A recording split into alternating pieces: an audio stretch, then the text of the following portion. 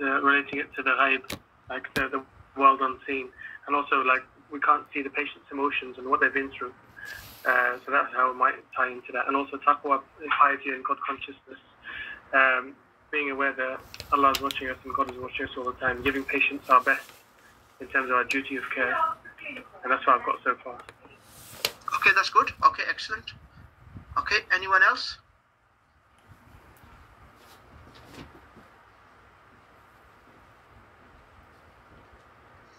I think, sorry. Yeah, please.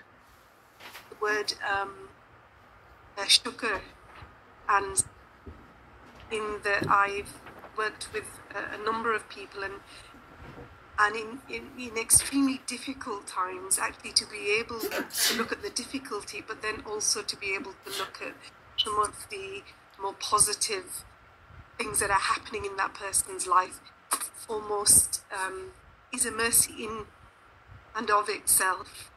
And sabr, I think of, I'll use an example, my brother who passed away 5 years ago.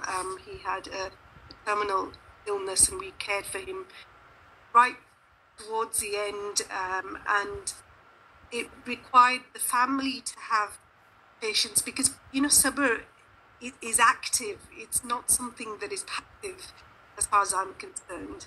And so sabr in action is about doing the things that need to be done, but also having patience in the belief that Allah is all-knowing and merciful as well for me. Okay, excellent. Okay, good. Wahida, would you like to speak? I think Wahida just made her comments. No, it was another Wahida. We've got two Wahidas. All right. Okay, she's put her hand down now. Shabreen, would you like to say something? Hi, can you hear me? Yes. Excellent. Thank you so much.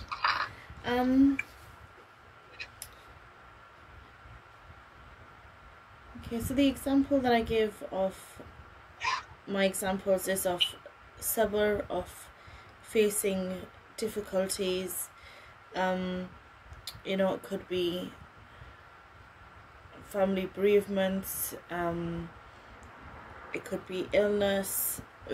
I've had a bereavement at the moment where my grandfather died. He was a very close friend of mine that I went to perform Hajj with, and it was very difficult for me to go through that because he was so close, and you start thinking about death. I think for sabr, for me, it is that patience is not about doing things, but also looking at death and people's life circumstances or their passing in such a way that you trust in Allah, that Allah is there caring for them, and He will also help you get through those stages and those phases of bereavement.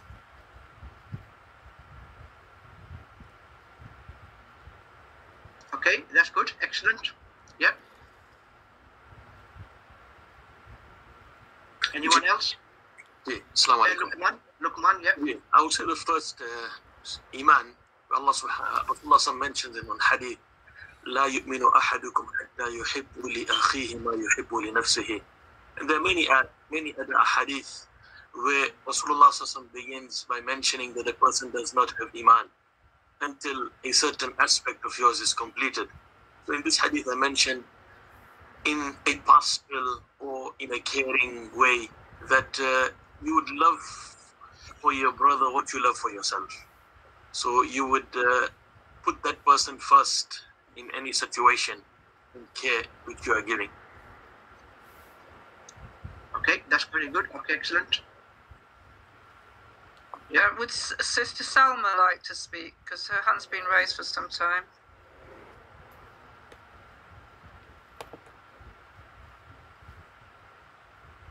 Is Salma there? Okay, Victoria. I was thinking about tawakkul. Victoria, can you speak up a bit? Oh, sorry. Maybe I'm not near the microphone. Is that any better? Yeah, that's much better. Yeah. Okay. I was thinking about tawakkul for the patient and sometimes for us as well. for them to help them to sort of come to terms with what's happening to them and to trust in Allah, whatever is happening, not just for them, but obviously with their families having to deal with it as well, but Allah's only seeking goodness for them through that and nearness to Him. But also for us, sometimes that we may not always be able to be there for people. You know, sometimes we try to plan for things, and maybe people that we're supporting, they might not actually have many other people to support them, but to know that sometimes those things are out of our hands and that we can't always be there, even if we try to plan, you know, for certain events. You know, it isn't in our hands, and that Allah will take care of that. You know, He has everything. You know, everything is in His plan. So to trust in that as well. But also when you're going through your own pains, emotional pains, or whatever it is, to find that tawakkul, to help you sort of come to terms with things and to submit. Once we let go of that, then that becomes a lot easier. So I think tawakkul is really important in all aspects. Okay, no, that's a very good example. Excellent. Thank you very much. Yeah. Wahida. For me, I think looking at sabr and shukr together, that a Muslim should be in two states, in the state of shukr and sabr. So, you know, we should, I think gratefulness is something that, you know, we should recognize all the time, and be grateful for what we've got. And then when that has been taken away, to remember that it belonged to Allah subhanahu wa ta'ala from the beginning, and it was given to us as an amana, as a gift. So when Allah Ta'ala takes that away from us, to have the sabr with it, because you know, nothing in this dunya belongs to us.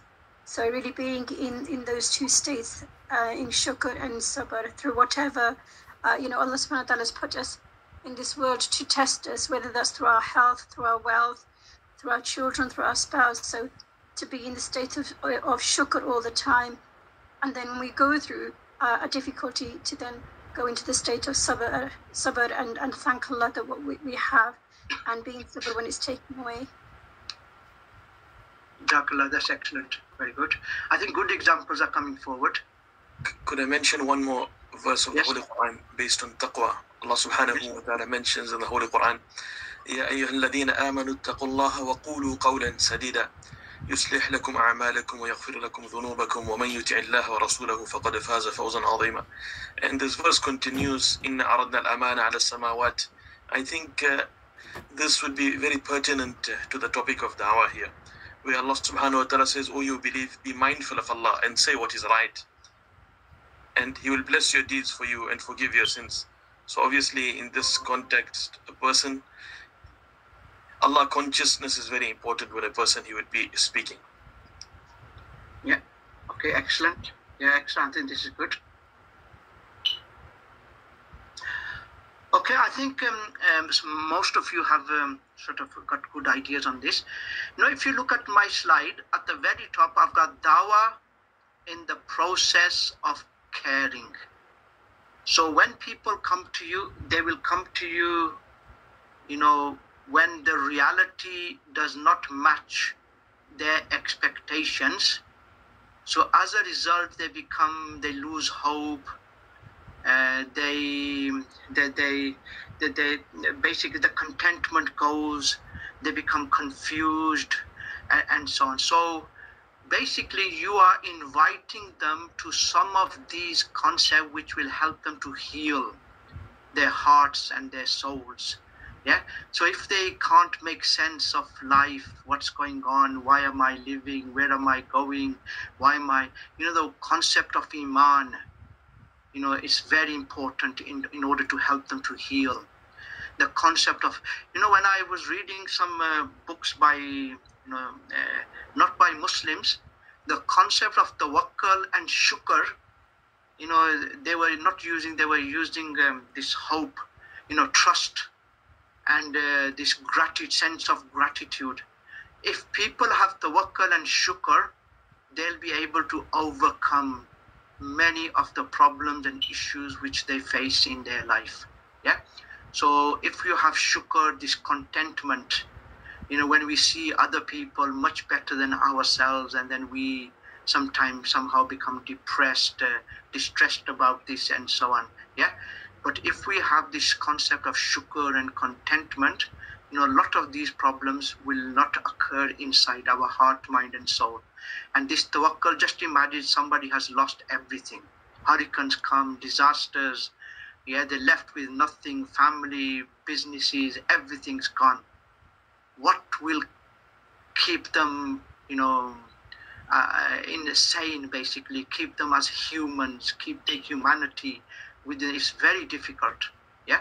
But if you look at the examples when people filled their hearts with tawakkul, they had no difficulty.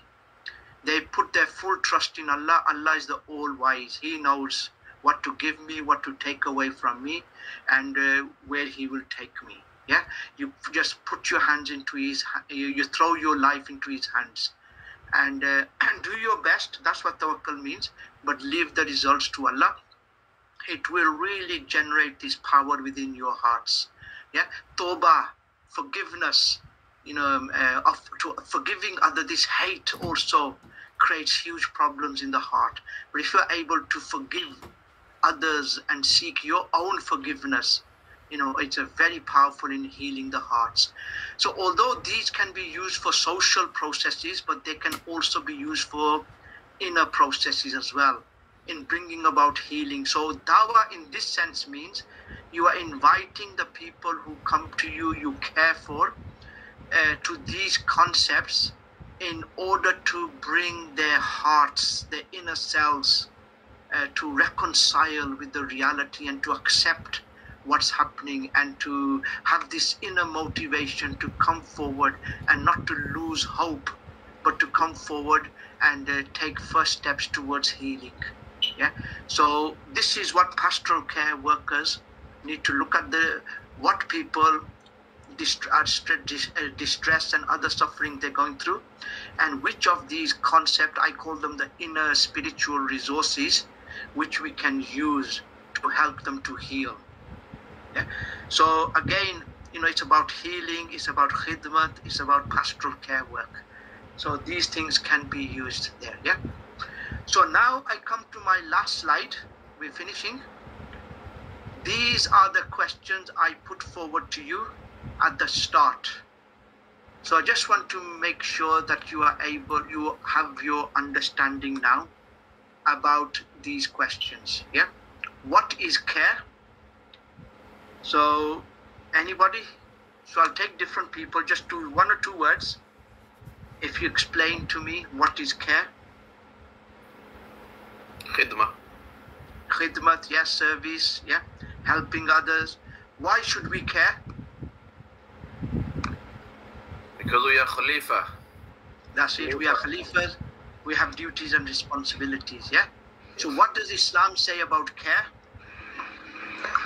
Because the Prophet ﷺ said, Allah kullukum ra'in wa kullukum mas'ulun an ra'iyyati. Everyone is a shepherd. You should comply your responsibility.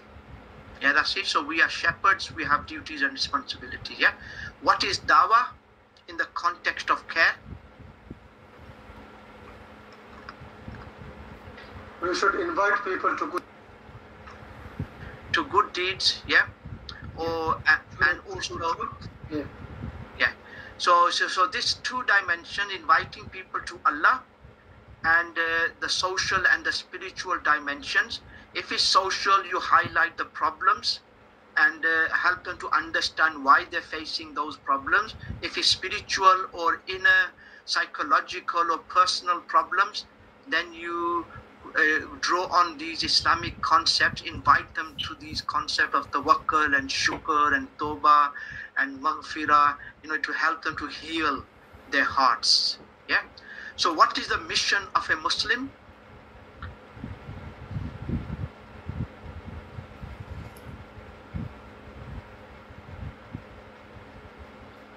So basically is to bring humanity, bring ourselves, our heart, mind and soul to Allah's right path, inner and outer, and to bring humanity.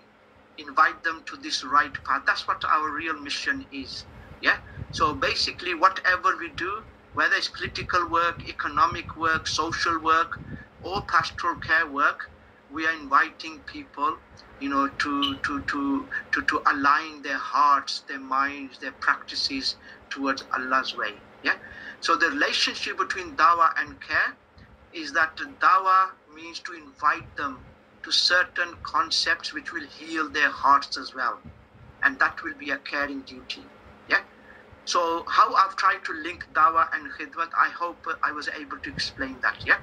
So should Muslims care only for Muslims? No, we should care for all children of Adam and Eve.